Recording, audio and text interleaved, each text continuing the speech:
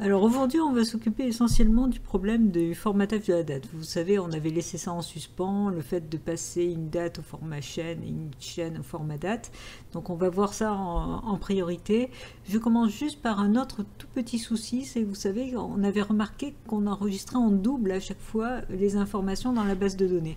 Alors pour vous rappeler un petit peu le problème, on va retourner sur la base de données. Donc évidemment, il faut que WAMP soit lancé. Vous allez dans php-myadmin en tapant localhost et puis en cliquant sur php-myadmin. Et là, votre base de données coach dans la table profil, voilà, ça c'est le dernier enregistrement qu'on avait fait la dernière fois.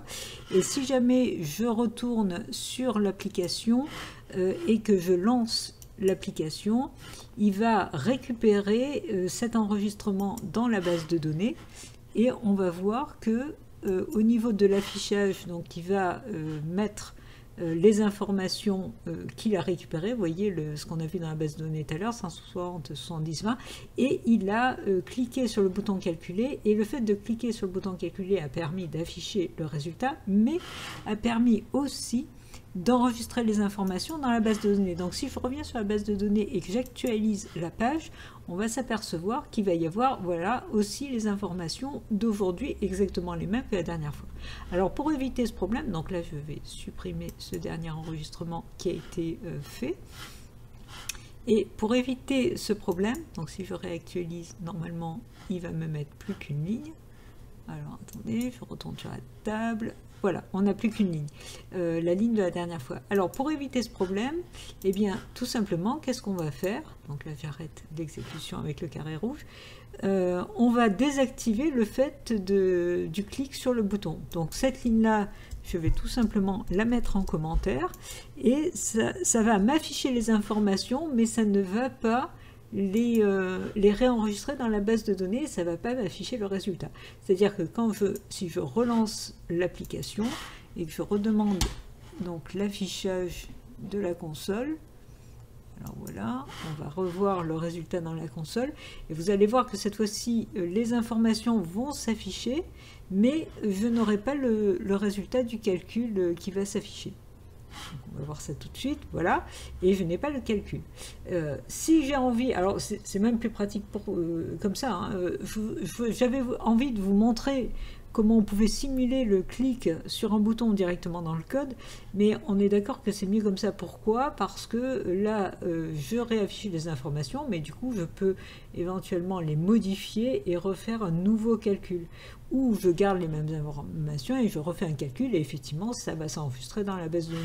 Si je retourne dans la base de données et que j'actualise, vous allez voir que cette fois-ci, eh bien, il n'y a toujours qu'une seule information enregistrée. Hein. Il ne m'a pas enregistré une deuxième fois l'information que j'ai récupérée.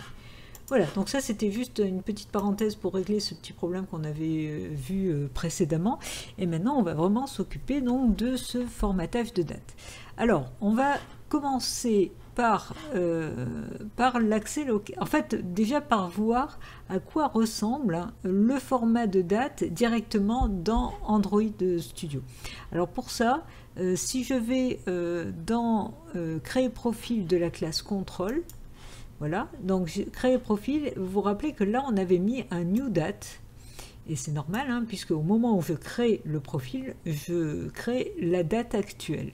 Bien, j'aimerais bien savoir quel est le format de cette date. Alors, pour voir le format de cette date, je vais faire juste un logd pour l'afficher dans la console.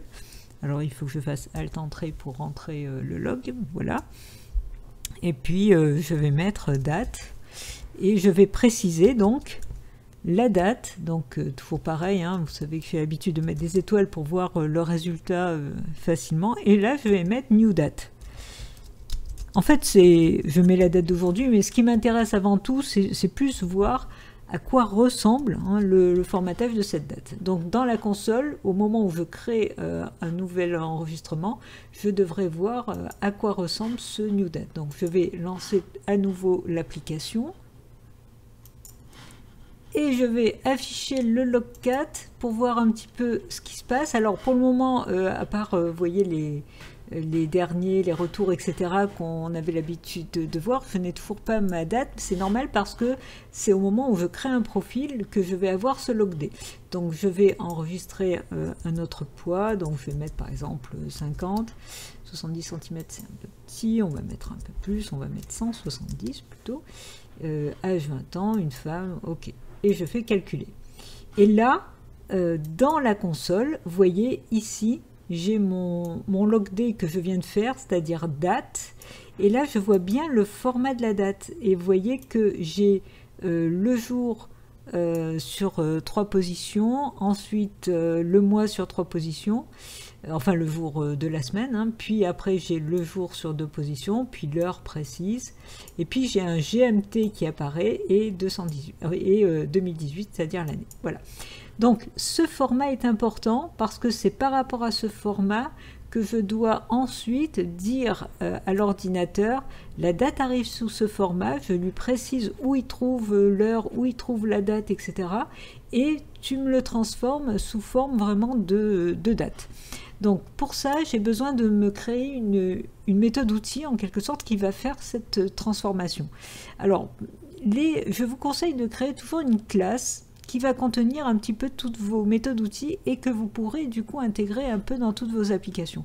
Alors puisque ce sont des outils, autant créer dans le package outils, vous faites un clic droit sur le package outils, New Java Class, et puis appelez-la tout simplement mes outils, dans lequel vous mettrez donc tous vos outils que vous allez gérer dans les différentes classes. Alors, il n'y a pas trop de raison d'instancier cette classe, c'est-à-dire que vous n'allez pas créer un objet mes outils, vous allez plutôt accéder à vos méthodes outils directement par le nom de la classe, mes outils, point, et vous appelez l'outil qui vous intéresse. Donc autant la mettre en abstrait cette classe, hein. Donc public abstract class, mes outils.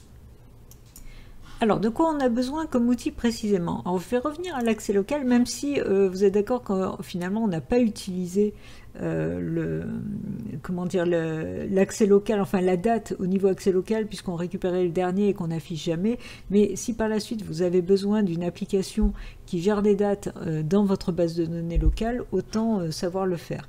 Alors pour cela, vous allez, si vous allez dans accès local et dans récup dernier, vous vous rappelez que on avait bien récupéré avec curseur getInt à chaque fois les informations poids, taille, âge, sexe, et puis on avait fait new date, ce qui est complètement faux puisque là on ne récupérait pas la date qui avait été vraiment enregistrée dans la base de données. Du coup ici ça serait plutôt curseur point, et la date elle était sous le format string dans la base accès local, donc getString, et là elle était à la position 0, mais évidemment ça marche pas puisque ça c'est un string et je le mets dans une date, donc ça veut dire qu'ici j'ai besoin d'utiliser une méthode qui me convertit le string qui est, je vous rappelle, sous cette forme là, hein, qu'on voit dans le logcat. Le string qui est sous cette forme-là, je veux le transformer au format date. Et c'est là que j'ai besoin d'un outil dans mes outils. Donc du coup, ici, je vais créer une méthode. Alors, on va y arriver. Une méthode publique et statique, hein, puisque je dois y accéder directement par le nom de la classe, qui me retourne une date et qui va recevoir, alors une date de type Java utile, voilà, date, et qui va recevoir un string. Donc je vais l'appeler convert string to date, puisque c'est ce qu'elle va faire, hein, une conversion de string vers date, et je reçois un string, voilà, et on va l'appeler une date, qui sera donc au format string et qui va être retourné au format date. Donc là, je vais tout de suite mettre le commentaire correspondant, conversion, chaîne. Alors, sous format, je vais tout de suite préciser que le format, c'est celui-là. Alors, précisément, donc je vais faire un copier-coller et mieux vous expliquer comment ça marche. Sous format ça vers date. Alors ce format-là, si vous faites une recherche sur Internet, vous trouverez que quand on fait 3 enfin le jour de la semaine sous forme de 3 caractères, en fait, c'est sous forme de... Alors, je vais le remettre entre parenthèses derrière. C'est sous forme de EEE. EEE étant le symbole qui représente en fait le jour de la semaine. Ensuite, le mois sur 3 caractères, c'est MMM en majuscule, donc pour months. Puis ensuite, le jour sur 2 positions, c'est DD comme day, mais en D minuscule. Ensuite, vous avez HH 2.MM 2.SS pour heure, minute, seconde. Et puis le GMT, c'est carrément une chaîne en dur. Et une chaîne en dur, on est obligé de la mettre entre cotes et on précise ce qu'on veut et l'ordinateur ne prendra pas en compte cette chaîne, il saura juste qu'il attend GMT en dur dans la chaîne. Et puis l'année sur 4 positions, c'est YYYY et voilà. Et là vous avez le formatage précis de cette date-là. Alors du coup, comment on fait à l'intérieur? Eh bien il faut qu'on passe en fait... alors on va justement déjà mémoriser ce pattern, hein, cette chaîne. Donc ça c'est une chaîne, hein, string, et on va l'appeler pattern attendu, ou format attendu, on va l'appeler plutôt format attendu. Et là donc ce format attendu, ben, c'est tout ça que je vous ai mis ici. Voilà, donc ça je vais le mettre entre guillemets. Voilà, ça c'est le format attendu et on doit donc le transformer, si on a ce format, on doit le transformer en date. Donc pour cela, j'ai besoin de déclarer un objet de type simple date format. C'est lui qui va me permettre de faire la transformation. Simple date format, je vais l'appeler formateur. Je vais le mettre en anglais, voilà. Et je instancie la classe, donc new simple date format, qui attend le formatage, c'est-à-dire format attendu que j'ai déclaré juste au-dessus. Voilà. À partir de là, je vais pouvoir essayer de transformer, de parser ma date en passant par ce formateur. Donc, dans un objet date, je vais ranger la date transformée correctement en utilisant mon formateur, donc formateur, et en lui appliquant la méthode parse et en lui envoyant une date. Donc il va utiliser le formateur qui est donc de ce format-là. Et il va essayer de transformer une date en date. Alors là, vous voyez, il n'est pas content. Pourquoi il n'est pas content? Parce que il attend de capturer l'erreur, parce que si jamais la date ne peut pas être transformée, ça va planter. Donc je mets tout ça dans un try catch. Du coup, il me récupère l'erreur de parse, hein, vous voyez, parse exception. Et à partir de là, alors toujours pareil, ici, on peut peut-être mettre un logd plutôt juste le message d'erreur. Et là je mets, alors le logd, je fais alt entrée pour entrer le log, et là je mets erreur et je précise parse de la date impossible.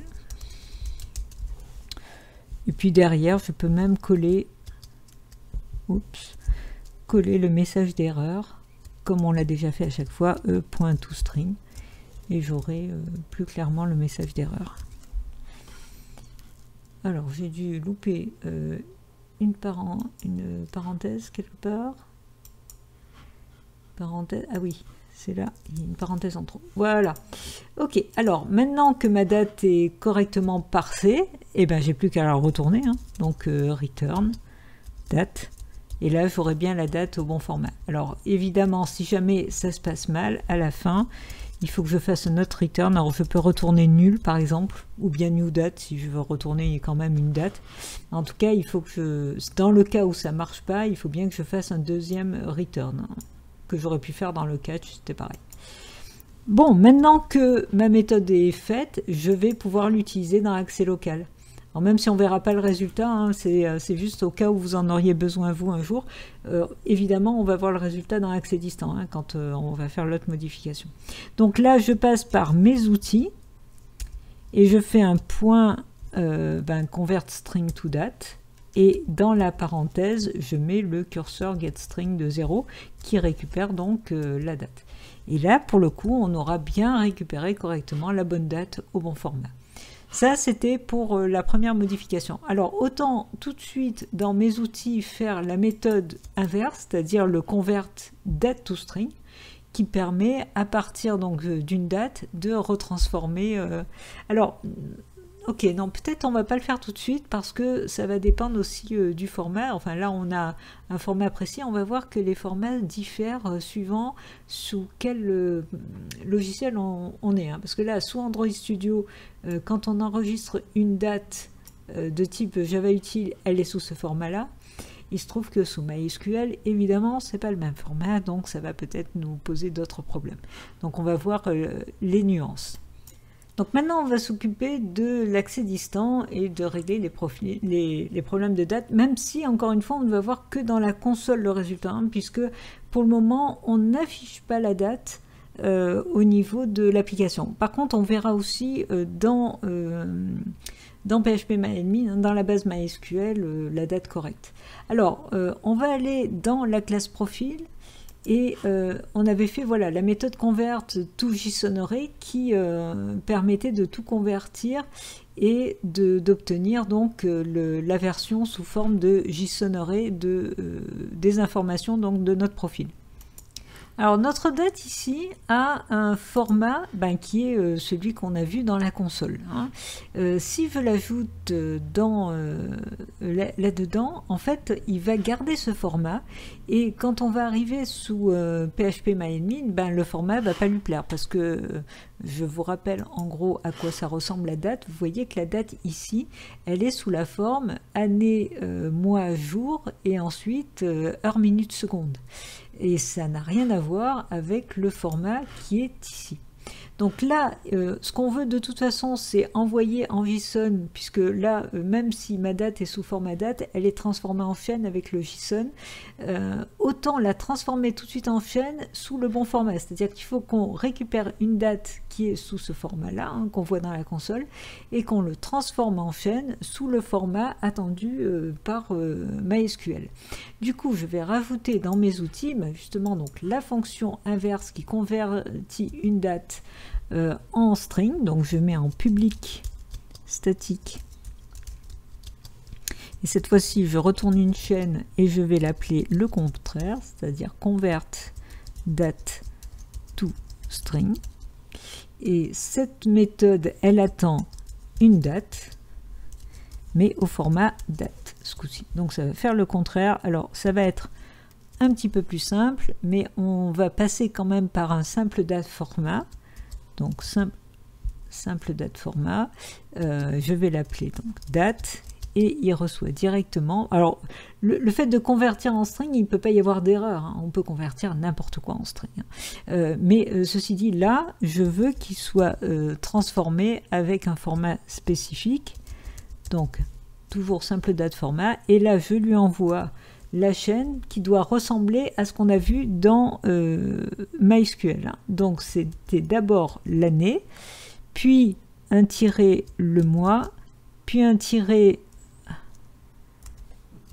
le mois sur 2 positions, puis le jour, le day sur 2 positions, et puis ensuite on avait heure, minute, seconde. Voilà.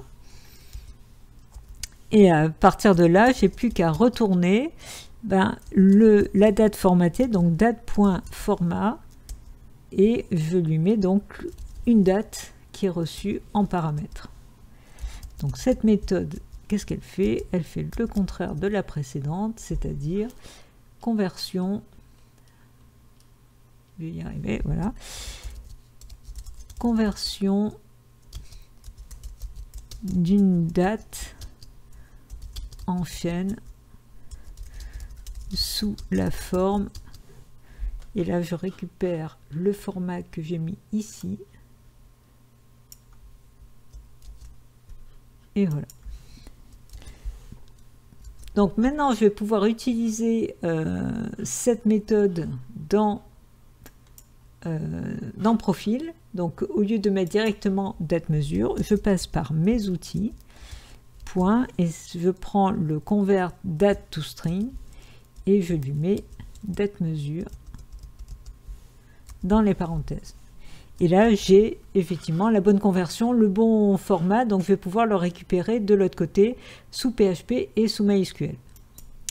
Pour cela, il faut que je modifie mon fichier PHP. Donc, vous allez dans, enfin, vous avez lancé WAMP évidemment, vous allez dans votre répertoire www.coach et c'est Server Coach qu'il faut modifier. Donc, vous le réouvrez et là, vous rappelez que dans la partie, quand on récupère en poste en reg, on avait mis en commentaire le bon insert qui récupérait vraiment date mesure.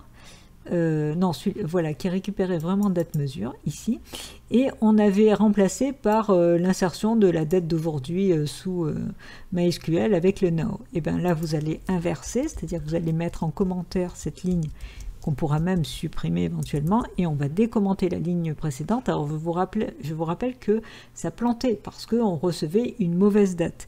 Donc là, normalement, ça ne doit plus planter puisqu'on a envoyé un format correct de date. Donc maintenant, ce qu'on va faire, c'est qu'on va tout simplement tester l'application. Donc on va la relancer, et une fois qu'elle est relancée, on va saisir une nouvelle information et voir si sous PHPMyAdmin, il enregistre correctement le nouveau profil qu'on va mettre. S'il enregistre correctement, c'est qu'il a bien pris la date. Donc je vais juste changer un petit truc du genre, je vais mettre ici 160 et je vais mettre 40 par exemple, et un homme, non une femme, c'est bon. Je fais calculer, donc 50, 160, 40, et là je retourne sous PHPMyAdmin, je vais actualiser la page, et là vous voyez, alors il en a enregistré 3, pourquoi? Donc là on avait ah oui, c'est parce que le précédent on avait fait un test où on avait déjà enregistré, on avait déjà cliqué. Donc là on a enregistré le précédent, le 50, 160, 40, et là vous voyez, ça c'est le nouveau qu'on vient d'enregistrer à 9h36, et il a pris la bonne heure. Ah oui, c'est intéressant de voir le principe, c'est-à-dire que là j'avais fait un now sur l'heure actuelle, et là c'est l'heure qui a été récupérée dans Android, et il y a une heure de décalage, et ça vient du fait que notre testeur vous voyez, il est à 9h37, le testeur, alors qu'en réalité, il est 10h37. Donc, il est, pardon, oui, voilà. Donc d'où le fait qu'il y ait une différence au niveau de l'heure. Mais en tout cas, ça a bien enregistré. Hein, vous voyez, on retrouve bien celui qu'on vient de faire. Et il n'a pas planté au niveau de l'heure parce qu'il a eu le formatage correct de l'heure. Donc, tout ça, ça fonctionne. Alors, on va retourner sur notre application. Donc, maintenant que cette partie fonctionne, on a besoin de convertir, en fait. Alors, on a un autre souci à régler. C'est maintenant au niveau de la récupération. Parce que là, on envoie la bonne date qui est enregistrée dans la base de données. Mais maintenant, au niveau récupération. Alors, je vais aller dans accès distant. Et au niveau d'accès distant, qu'est-ce qu'on faisait au niveau de la date? Voilà, le problème était là, c'est-à-dire que lorsqu'on récupère le dernier enregistrement, et par la suite lorsqu'on récupérera tous les enregistrements qu'on mettra dans une liste, donc lorsqu'on récupère le dernier, vous voyez que ici on récupérait dans date mesure bien l'information récupérée dans le JSON qui venait du serveur, mais on s'en moquait complètement puisqu'on mettait tranquillement ici un new date. Et c'est pas un new date, c'est bien la conversion de la chaîne, on va la convertir sous forme de date. Alors, si je retourne dans mes outils, j'ai bien un convert string to date, mis à part qu'il n'est pas au bon format. Il va me convertir un string to date à condition que le string soit sous ce format-là pour le convertir en date. Or, nous, on va recevoir une conversion d'une date qui est en réalité sous ce format-là, qui est le format MySQL et non pas le format Android. Alors ça pose un léger problème, ça veut dire qu'il nous faudrait une autre méthode convertString2Date, mais qui utilise le format MySQL. Eh bien on va la faire, mais on va faire en fait de la surcharge de méthode, c'est-à-dire qu'on va créer une nouvelle méthode statique qui va être aussi, qui retourne un date et qui va s'appeler comme la précédente, donc un convertString2Date, qui reçoit bien une date sous format string, mais on va lui envoyer aussi éventuellement un format, comme ça on pourra s'adapter à n'importe quel format.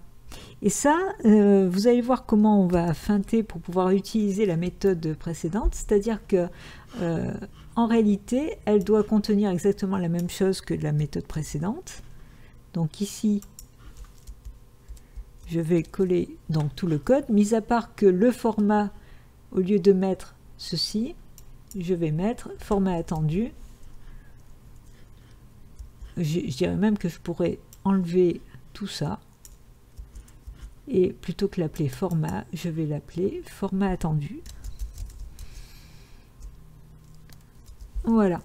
Donc, le format attendu est directement envoyé par la méthode qui appelle convertString2Date. Donc là, je vais préciser que c'est bien une conversion. Alors, je vais mettre finalement le même commentaire qu'au-dessus, quasiment.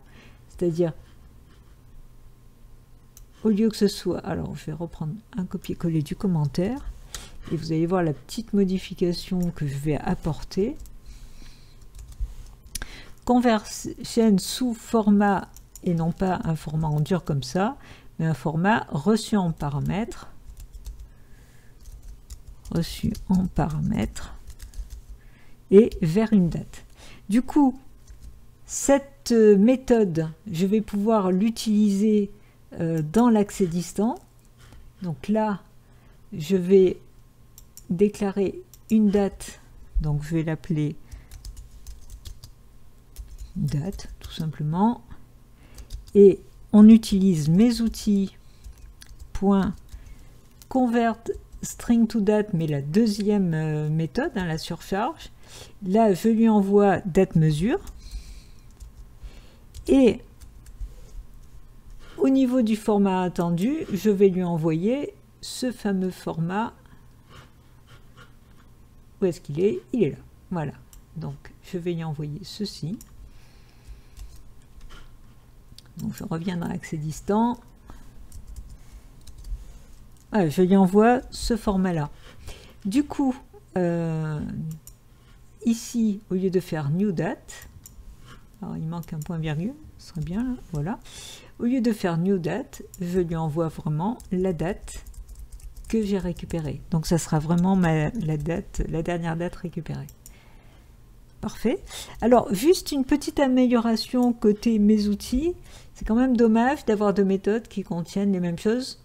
Donc quasiment. Donc là en fait cette méthode, on peut très bien complètement supprimer quasiment tout son contenu. Pourquoi? Alors je vais juste garder en mémoire le format. Ici, donc je fais, ou plutôt je vais faire devant, je fais directement un return et j'appelle mon autre méthode convertString2Date. Je lui envoie en premier paramètre une date et en second paramètre je lui envoie ce fameux format. Vous voyez, ça m'évite d'avoir deux méthodes qui contiennent la même chose. On est bien d'accord que cette méthode... Alors pourquoi j'ai pas carrément supprimé cette méthode? Parce qu'elle est utilisée ailleurs dans mon programme. Prenez l'habitude que lorsque des méthodes ont déjà servi, vous risquez d'être dans une situation où en modifiant les paramètres de votre méthode, ben, ça va planter ailleurs dans votre programme. Tandis que là, je fais en sorte que ma méthode convertString2Date qui n'utilisait qu'un seul paramètre fonctionne comme elle fonctionnait déjà avant. Mis à part que son contenu a changé, mais c'est pas grave, puisque de toute façon, elle va fonctionner comme avant. Elle va juste appeler une autre méthode qui attend de paramètres et dans laquelle on envoie le formatage attendu pour cette méthode-là. Voilà. Ok, donc là maintenant, normalement c'est bon. Si je retourne donc au niveau accéder instant, normalement j'ai formaté correctement la date. Donc théoriquement, tout devrait fonctionner correctement. On va tout de même faire un logd ici pour voir si la date est correcte, hein, juste pour s'en persuader. Donc log.d et je vais mettre date correcte, ou plutôt date MySQL, puisque c'est la date qui revient. Donc là je vais préciser d'ailleurs que c'est, alors toujours avec des étoiles, et je vais mettre retour MySQL. Hein. Et derrière, je vais coller la date qui a été donc reformatée. Donc ça va nous permettre de voir dans la console si la date récupérée est bien correcte. Juste, alors on va faire une petite modification justement sous MySQL, c'est-à-dire qu'on va supprimer, on va garder une ancienne date, hein, puisque là c'est les dates du 6, alors je vais les supprimer, ces deux-là. Voilà. Ok. Et là normalement j'ai plus qu'une date, qui date donc de 4 jours en arrière, et on va voir si il récupère la bonne date. Donc je reviens sur mon application, et alors j'avais pas stoppé la précédente, pensez toujours à stopper les applications avant d'en relancer une. Donc là on va relancer l'application et on va voir, donc au niveau de l'affichage on devrait récupérer la dernière que l'on a enregistrée dans la base de données. Voilà, donc là on revient, et ce n'est pas calculé, hein, c'est normal, on revient au 160, 70, 20 qui est assez facile à repérer. Et au niveau de la console, alors on va aller tout en bas dans la console, donc au niveau de la console, on devrait avoir, voilà, la date MySQL, la fameuse ligne hein, qu'on vient de rajouter, le retour de MySQL, et là on s'aperçoit qu'on a bien le 2 février, hein, puisque nous on l'a pas dans l'affichage de... tout à l'heure, enfin on n'a pas vu l'affichage de la date, mais ici dans la console on le voit, vendredi 2 février, on a l'heure, et vous voyez il l'a bien converti dans le bon format, puisque n'oubliez pas que là on l'a transformé vraiment en date, et en date sous Android, et sous Android la date est sous ce format là. Donc ça fonctionne bien dans les deux tests. On a enfin réglé ces problèmes de date qui étaient un petit peu compliqués, et c'est pour ça qu'il fallait faire une vidéo séparée. Mais sachez que maintenant, avec vos outils de conversion, vous allez pouvoir les réutiliser autant que vous voulez hein, pour les différentes conversions. Faites juste attention que dans la console que vous affichiez les dates pour bien voir si les formats correspondent à vos transformations. On va pouvoir par la suite passer enfin à la création de plusieurs interfaces sous Android, hein, voir un petit peu comment on gère plusieurs interfaces, et puis on verra enfin après les plusieurs interfaces le fait de gérer des listes déroulantes. Donc je vous dis à très bientôt et surtout pensez à coder.